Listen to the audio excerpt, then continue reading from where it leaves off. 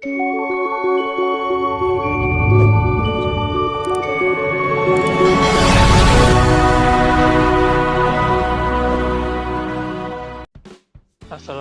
warahmatullahi wabarakatuh. Salam sejahtera bagi kita semua. Om Swastiastu, Namo Buddhaya, salam kebajikan. Kabar sobat cerdas sekalian, semoga sehat semua ya. Mohon maaf kami seminggu tidak upload video tentang edukasi karena ada satu dan dua hal lainnya.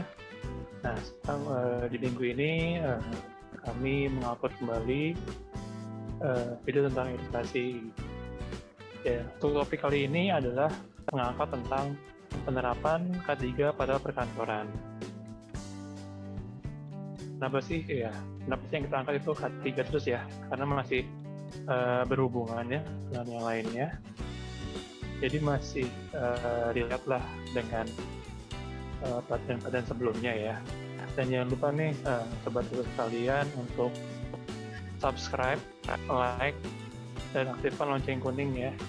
Jadi nanti apabila kami update video-video terbaru, sobat cerdas sekalian mendapatkan notifikasinya. Jadi tidak tinggalan tentang update video-video dari kami. Juga apabila sobat Catra ingin sharing tentang pengalamannya atau mungkin ingin berdiskusi atau mungkin juga ingin meminta materi ini, boleh silakan di komen aja di komentar.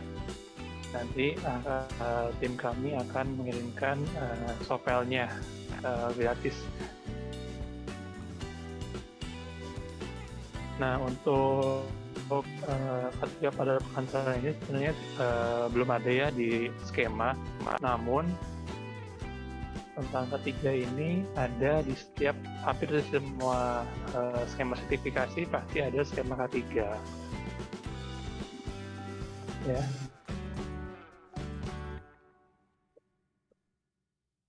Jadi K3 itu harus ada di setiap lini jobdesk kita masing-masing. Dan untuk sobat Catra yang ingin mengetahui lebih banyak tentang pelatihan dan sertifikasi dari PT Catra Indo Group, sobat Catra dapat mengecek ke laman website kami di www.catraindogroup.co.id. Nah, di sana juga banyak ya judul-judul pelatihan dan sertifikasi, dan juga sobat Catra dapat menghubungi langsung marketing kami. Jadi misalkan sobat Catra ada kebutuhan atau ada pertanyaan seputar sertifikasi dan pelatihan, silakan tanyakan langsung kepada marketing kami.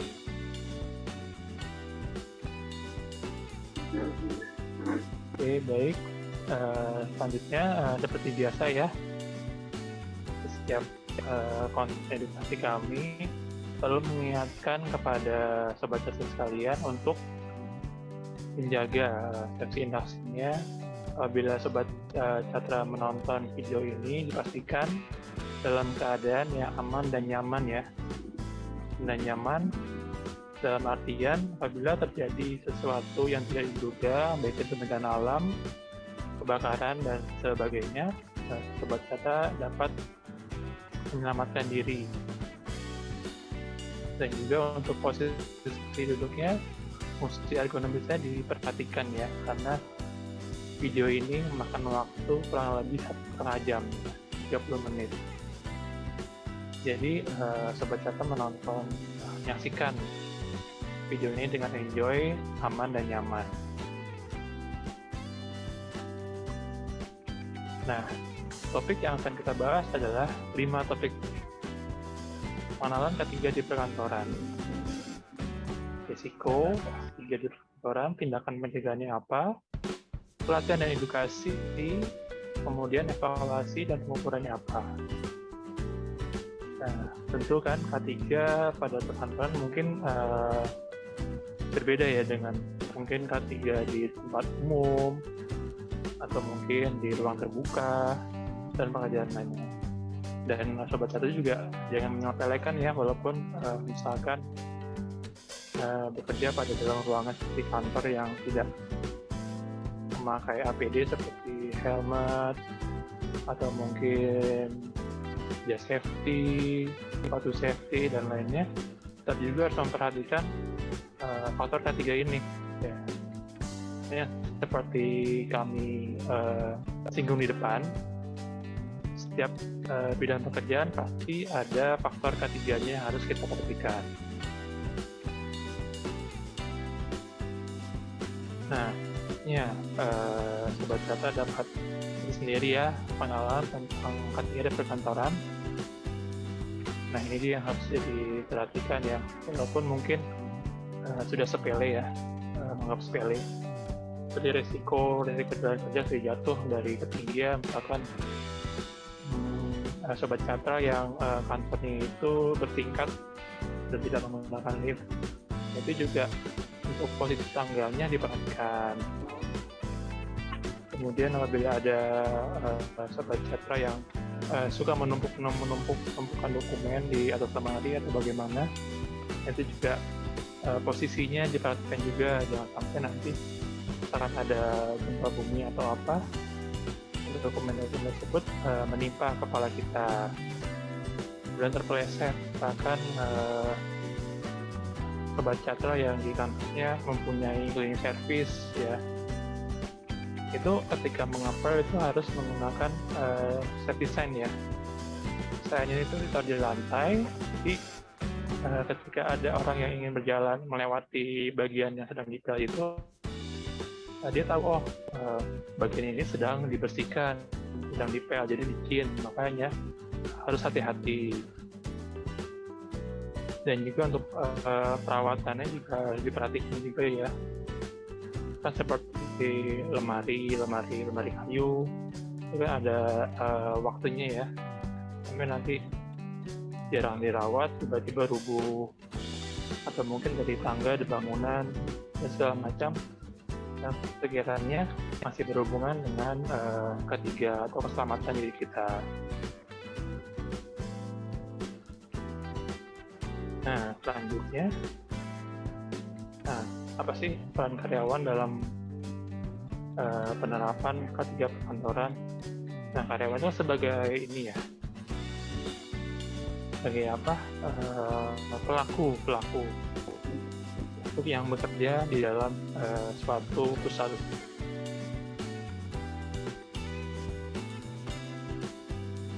Jadi ya memang harus bekerja SOP.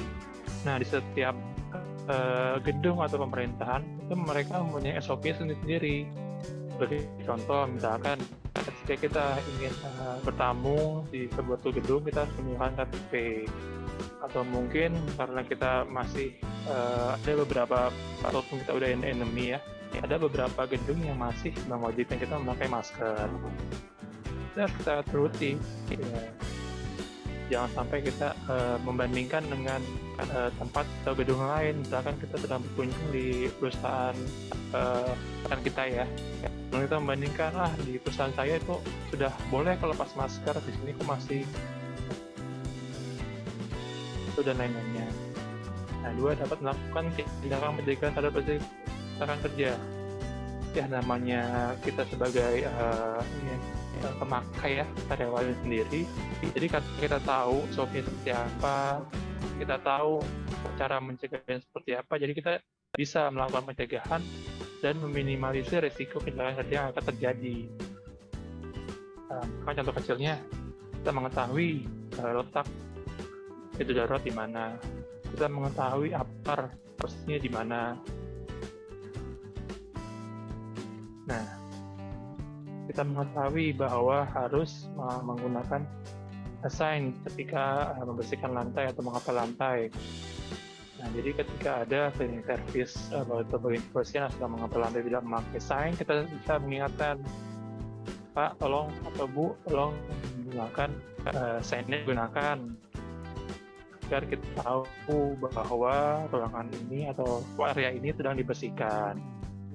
Nah, kemudian melaporkan secara cepat jika di kondisi yang membahayakan ketiga.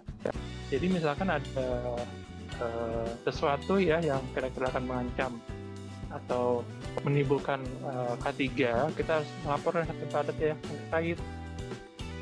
Misalkan kita menemukan misalkan langit-langit ya, langit-langit gitu yang memakai asbes itu sudah rompal atau sudah ingin jatuh gitu ya.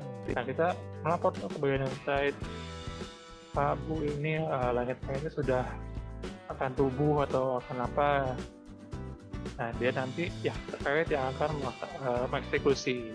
Atau mungkin yang menggunakan tangga, ini tangganya sudah rapuh, atau mungkin yang menggunakan lift ini sudah setiap naik atau turun sudah mengeluarkan bunyi-bunyi aneh, atau AC-nya sudah tidak dingin, AC-nya ini sudah menimbulkan bau tidak sedap. Nah, itu hal seperti itu juga harus kita harus peka juga ya terhadap sekeliling kita. Kenapa? Karena memang itu area kerja kita. Jangan sampai karena sesuatu hal yang mengganggu tadi dapat berakibat mengganggu juga kita dalam bekerja. Jadi faktornya juga di produktivitas ya, dia terganggu. Kemudian menggunakan APD sesuai prosedur. Nah, ini yang seperti poin pertama ini yang kami singgung. Misalkan di perusahaan perbajakan sendiri masih mewajibkan menggunakan masker ya, gunakan maskernya. Kemudian harus mewajibkan memakai sepatu atau mungkin memakai baju lengan panjang ya, gunakan sebagaimana mestinya ya. Karena memang setiap karena untuk area perkantoran sendiri ya APD-nya seperti itu. APD itu seperti baju lengan panjang, celana panjang, sepatu tertutup, dan lain-lain. Bahkan mungkin ada beberapa perusahaan juga yang mengatur juga tentang jenis kaos kaki ya. Jadi bawahnya itu jangan sampai yang licin ketika bawa jalan ke lantai. Karena apabila ada kejadian tak terduga itu kita dapat menyelamatkan diri segera mungkin. Kemudian berpartisipasi dan aktif dalam pelatihan ketiga selenggarakan perusahaan. Nah, setiap perusahaan juga pastinya karena untuk ada dari audit juga ya, pasti akan menyelenggarakan pelatihan K3 tahun. Nah, itu kita sebagai karyawan harus ikut. Walaupun itu bukan bidang kita ya, mungkin sobat data berpikir itu bidang dari HSE, Human Safety Improvement, atau mungkin ini bukan bidang saya kan cuma di platform lab aja ya, bisa seperti itu kalau di ketiga. Jadi semua harus bisa, bahkan beberapa perusahaan sendiri juga mengikut sertakan yang karyawannya dalam menggunakan APAR, alat pemadam api ringan. Jadi bila sewaktu-waktu terjadi kebakaran karena korsleting atau kompor dan lain-lainnya, nah itu karyawan biasa pun bisa menggunakannya, sudah mengikuti pelatihan. Karena sebagai informasi ya, mohon diralat apabila saya salah. Menggunakan APAR itu tidak semudah yang kita lihat ya, karena ada teknik-teknik khusus tentang penggunaan APAR-nya ya. Dan juga kita harus mengetahui jenis apinya ini penyebab utama apinya ini apa. Dari bahan kering yang terbakar, misalkan dari kertas yang terbakar, korsletnya listrik kah, atau dari gas kah, dari bahan cair berbahaya seperti bensin, minyak tanah, dan segala macamnya. Nah, itu juga di pelatihan memakai APAR juga ada. Nah, kami itu bisa menyelenggarakan pelatihan penggunaan APAR untuk non-safety ya, untuk umum ya. Nah, selain untuk di kantor, misalkan kita juga bisa itu menggunakan ilmu tersebut juga apabila misalkan kita jalan-jalan, sedang jalan di mall atau di mana, kemudian di sana terjadi kebakaran atau apa, nah kita bisa menggunakan tuh APAR-nya, APAR yang ada di mall tersebut. Nah, ya. Nah, mungkin apabila kita menunggu security atau menunggu petugas keamanan yang terkait dan bersangkutan ya terlalu lama ya, karena kan api itu kan cepat. Seperti ada beberapa video viral ya yang terjadi di FPU ya, itu kendaraan tiba-tiba terbakar saat pengisian BBM, kemudian ada seseorang entah siapa itu sigap langsung mengambil apa kemudian menggunakannya. Nah, itu salah satu contoh-contoh dalam fungsi apa sih gunanya kita, tujuan kita apa sih ikuti pelatihan tentang hari ini. Nah, itu tadi, karena kita tidak tahu ya apa yang akan terjadi nanti, kok kira-kira bahaya apa nanti yang akan terjadi. Yang penting kita sudah siap dan sudah bisa menggunakan. Nah, kemudian ini penyebab kecelakaan dan pencegahannya. Nah, ini 7 poin ini contoh ya yang umum ya. Kondisi lantai yang licin, juga nanti mungkin perlu cleaning service-nya itu, bagian kebersihan itu di sertifikasi. Jadi kalau yang sudah sertifikasi itu mereka sudah tahu tuh teknik dalam membersihkan lantai atau mengawal lantai. Jadi nanti lantainya itu tidak terlalu basah. Dan juga tahu SOP-nya seperti menggunakan sign in apabila sedang membersihkan. Jadi orang yang ingin melewati itu juga mengerti, ruangan ini masih basah atau sedang dibersihkan, jadi jalannya agak hati-hati. Karena nanti jika mungkin terlihat sepele ya menggunakan sign in itu ya, tapi nanti itu dampaknya besar sekali. Misalkan ada tamu atau ada seseorang yang lewat kemudian licin terjatuh, kemudian terkena fatal ya, mungkin jatuh pada tulang ekor atau mungkin terkena kepala bagian belakang, itu petugas kebersihan yang sedang menjaga itu bisa dituntut. Nah, jadi dampaknya besar seperti ini ya, gunung es. Jadi bukan tangga yang tidak aman, ya. Misalkan tangga tersebut lagi sedang dipel atau menggunakan tangga besi yang sudah keropos, peralatan kerja yang berfungsi dan baik. Nah, biasanya kalau di keranjang itu seperti stop kontak ya, stop kontak atau kabel-kabel, atau mungkin stop kontak itu satu, cuman dipaksa menggunakan sambungan lain. Karena yang saya tahu, mungkin Sobat Ceria bisa meralat ya, apabila saya kurang tepat, kabel-kabel listrik itu punya dayanya masing-masing ya. Semakin besar kabelnya itu semakin besar dayanya, maksudnya arus yang bisa dianjurkan. Jadi nggak bisa itu satu kabel itu colokan itu dipaksa untuk laptop, handphone, atau mungkin ada kipas dan segala macam sambungan yang itu. Nah, kemudian pencahayaan yang buruk atau kurang. Nah, ini jadi nyaman ya di mata ya. Jadi Sobat Ceria pasti bisa memperhatikan ya, mungkin yang pernah atau sering ke hotel, kenapa di kamar hotel itu cahayanya redup ya karena mungkin ada beberapa kamar hotel yang ada yang punya lampu terang ya karena mereka itu kamar hotel diperuntukkan istirahat, jadi lampunya redup. Ya mungkin kan kita untuk di area office, untuk area kita bekerja itu memakai lampu yang redup. Nah, kalau bisa seterang mungkin ya, jadi mata itu tidak gampang lelah, tidak gampang mengantuk. Nah, kemudian kebersihan dan sanitasi yang buruk. Nah, ini untuk yang ruangan ber-AC pastinya Sobat Ceria udah familiar ya, dilarang merokok, baik itu rokok yang tembakau ataupun vape atau rokok elektrik. Karena apa? Karena bisa mengganggu sanitasi AC-nya.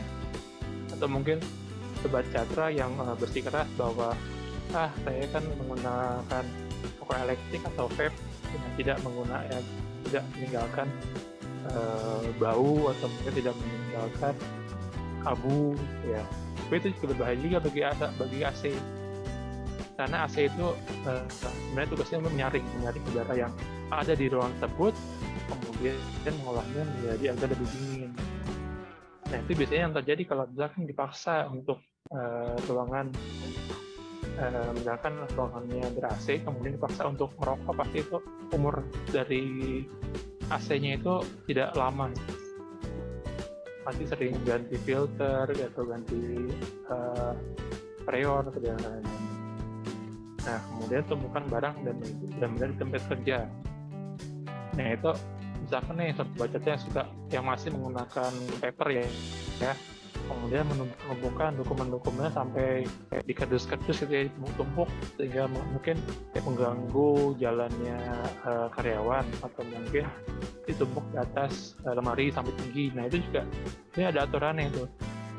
Maksimal berapa tumpukan itu di kardus jadi ada maksimal 7 tumpukan atau 5 tumpukan.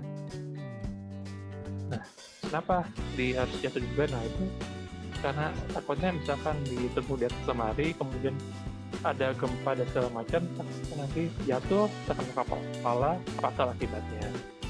Nah, kemudian kondisi udara yang tidak sehat sama yang seperti tadi ya, mengenai asap rokok, dan mungkin juga bila sobat teater yang area kantornya itu di pertengahan kota yang mungkin banyak polisi, yang mungkin jendelanya itu tutup ya, dia tidak dibuka lebar.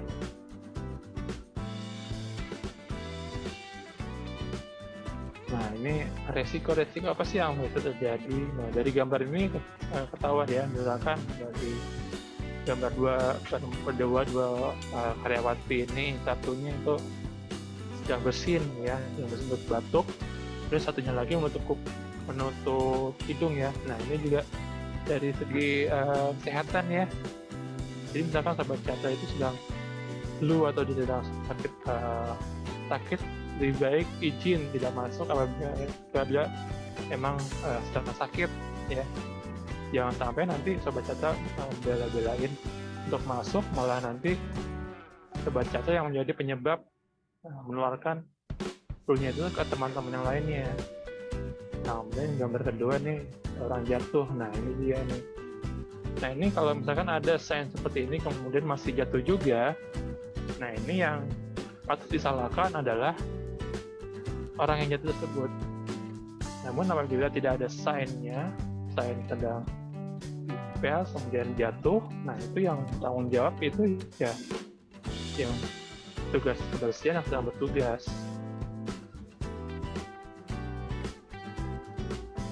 Nah, ini ya, kalau secara umum 5 dapat kita secara umum ya, 5 risiko di perkantoran ya: kecelakaan kerja, kelalaian ekonomi, kesehatan, kebakaran, dan risiko keamanan tempat pekerjaan. Nah, tidak kita kerja apa sih ya? Seperti tadi, misalkan jatuh kemudian tulang ekornya kena, biasanya itu bisa, kalau tidak salah pernah saya dengar, itu bisa menunjukkan kelumpuhan, atau mungkin apabila kepala belakang yang kena ya, itu bisa retak ya, misalkan retak itu bisa mengganggu juga, bisa mengganggu kan mata, pendengaran, sama berotak gitu ya. Kemudian masalah ergonomi. Nah, beberapa kantor itu mungkin kita bisa perhatikan ya, kursi kantor, kenapa kursi kantor itu berbeda dengan kursi-kursi yang ada di rumah.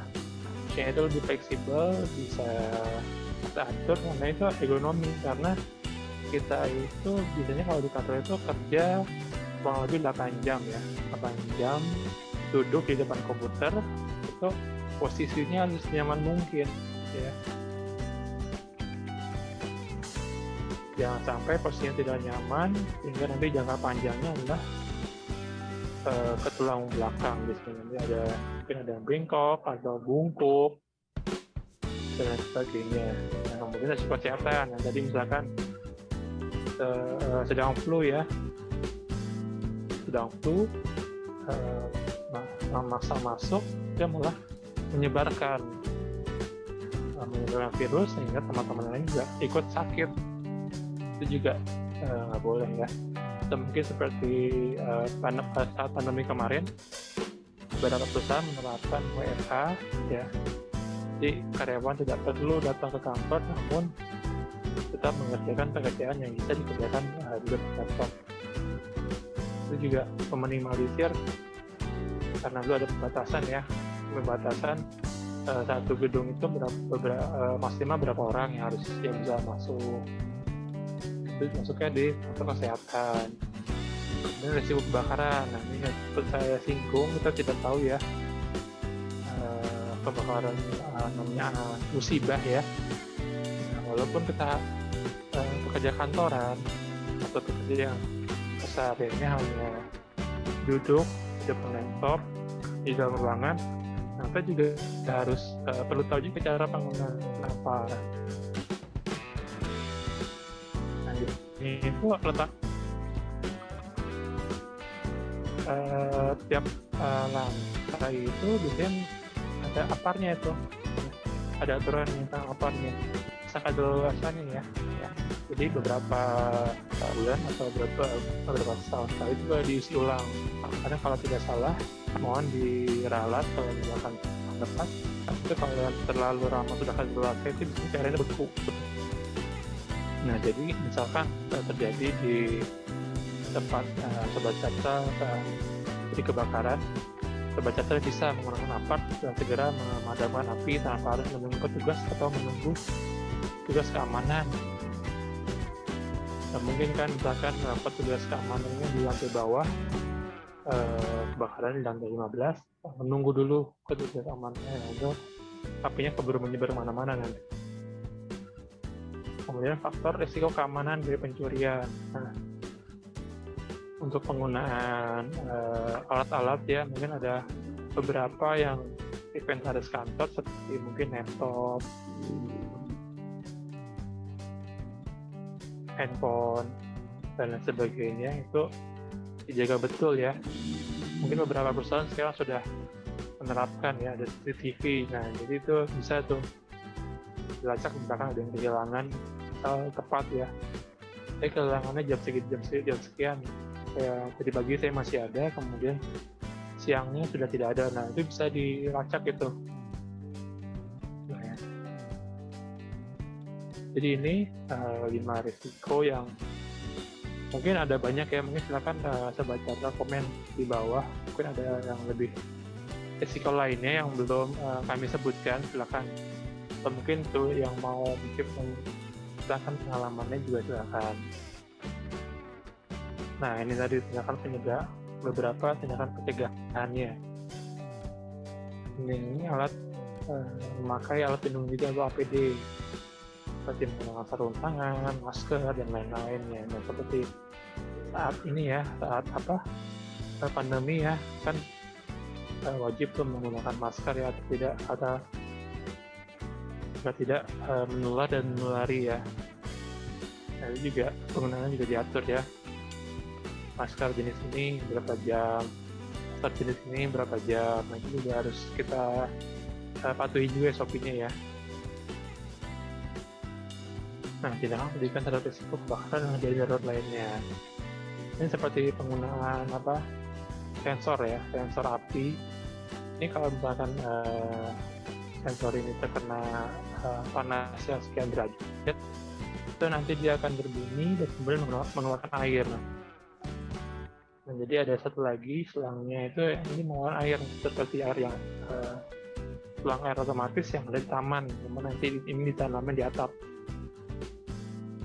Kemudian prinsip ergonomi dalam desain tempat kerja dan peralatan. Nah, biasanya itu dalam ruang kerja itu memang sudah diatur sedemikian rupa. Mejanya di mana, kemudian ada aparatnya di mana. Jadi mungkin ada tempat printer sendiri, ngeprintnya di mana dan lain-lainnya. Nah, itu sudah didesain sedemikian rupa. Jadi Sobat Catra tinggal menjalani saja sesuai dengan SOP yang berlaku. Nah, kemudian kebijakan K3 perusahaan dan penegakan aturan yang ada. Nah, seperti yang di awal kami sampaikan, setiap perusahaan pasti mempunyai SOP-nya masing-masing. Ya, setiap gedung pasti mempunyai peraturan K3 masing-masing yang mungkin agak berbeda dengan yang kita biasa lakukan ya. Nah, kita apa ya sudah menuruti saja aturan yang berlaku. Nah, kemudian kita masuk ke pelatihan dan edukasi. Ini ada beberapa poin-poin yang mungkin sebagai edukasi bagi karyawan tentang K3. K3 bagi karyawan baru dan karyawan masih ada. Nah, misalkan kita meng-hire bagian-bagian baru, karyawan baru. Nah, karyawan baru tersebut juga harus kita latih tentang K3-nya. Jadi,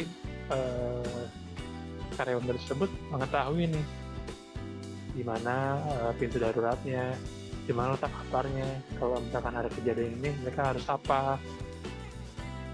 Nah, selain karyawan baru juga karyawan yang sudah lama juga harus dilatih juga untuk apa, untuk refreshing. Jadi siapa tahu saja dia mungkin lupa pintu darurat di mana, atau mungkin lupa cara penggunaan apar, atau mungkin lupa cara penyelamatan diri karena selama ini aman-aman aja. Itu perlu refreshing juga, jadi perlu untuk karyawan baru dan lama pun sama. Dan diseminasi informasi K3 mulai media perusahaan. Nah, itu biasanya itu daftar tempel di tembok-tembok, dinding-dinding ya.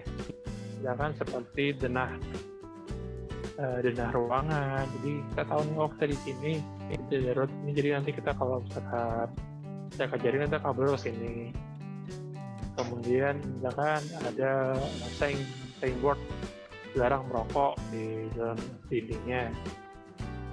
Untuk mungkin apalagi mungkin seperti di gudang tidak boleh menumpuk barang. Nah, itu juga masuk ke K3 itu diseminasi kita melalui media perusahaan. Jadi poster-poster, sign in, set design ini juga hazard. Nah, itu juga masuk dalam K3.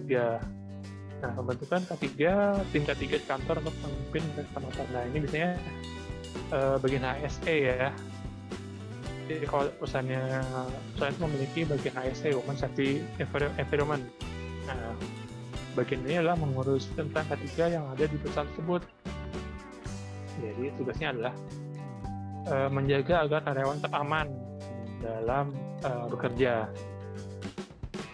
Nah, nomor 4 juga nyambung ke HSE tersebut, kemudian tentang perlindungan APD yang diperlukan. Nah, ini juga misalkan ada apar yang sudah kadaluarsa, nah kita ngadu kemana nih?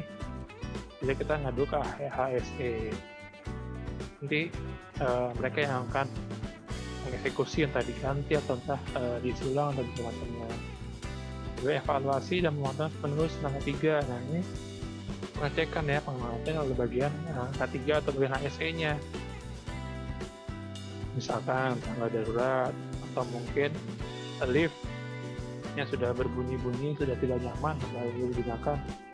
Nah, itu dimonitoring oleh HSE. Dan insiden, misalkan ada jadi insiden, misalkan terpleset jatuh atau rekan kita terkena dokumen jatuh di atas. Nah, itu biasanya pasti HSE turun tangan itu. Oke. Kenapa sampai terjadi insiden? Faktor apa yang menyebabkannya? Faktor yang pelatihan sebelumnya kita sudah bahas ya. Ada beberapa faktor yang menyebabkan itu terjadi insiden, karena manusianya, atau mungkin karena faktor alam, atau mungkin karena faktor X ya. Kemudian sosialisasi K3 mulai pertemuan dengan karyawan. Nah, ini masuk ke nomor 1 ya. Jadi setiap karyawan selalu disondingkan tentang, juga digalakan tentang K3 ini ya. Kalau di sound yang K3, jadi karyawan itu juga terngiang-ngiang tentang Shopee K3 tersebut.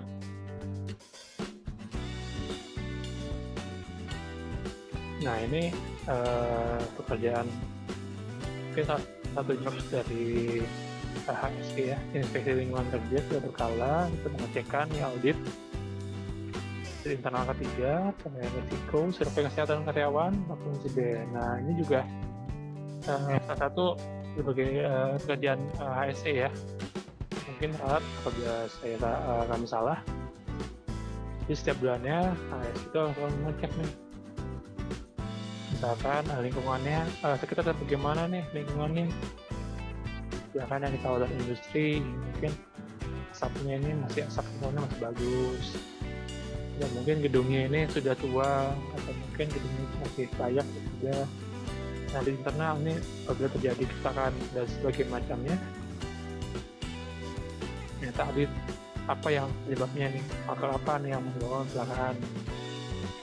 Jadi dengan resiko kita harus mengetahui ini apabila misalkan tangga ini rusak, resikonya apa aja sih?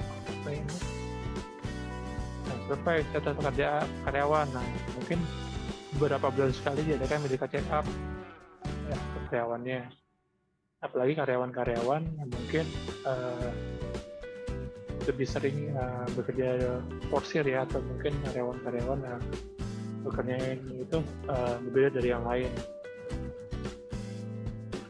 atau mungkin difasilitasi oleh vitamin yang mau diminum, atau mungkin apa dan pelaporan yang tingkat dan misalkan ada kejadian, misalkan ada yang kejadian terpleset.